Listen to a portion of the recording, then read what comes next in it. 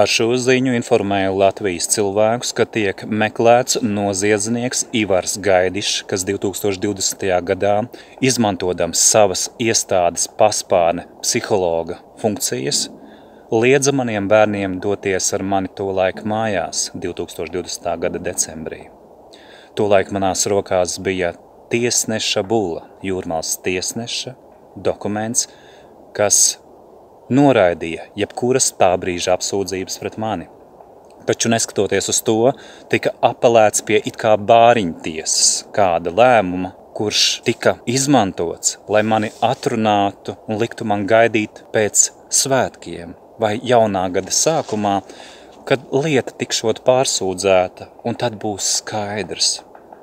Mani bērni prasījās mājās, un šis jau pieminētais vīrs, Ivars Gaidišs, bija viens no ķēdes posmiem, kas šajos laikos nu jau izvairās no atbildības par to, ko viņš ir darījis. Es aicinu Latvijas iedzīvotājus iesaistīties un darīt zinām, kā atrast šo cilvēku, kur viņš dzīvo, kā ar viņu sazināties un palīdzēt saukt pie atbildības. Tas, kas ir noticis ar maniem bērniem, viņus nolaupot, var skart arī jūs. Pat ja jūs izvēlaties šo noignorēt, tas paliek uz jūsu sirdsapziņas.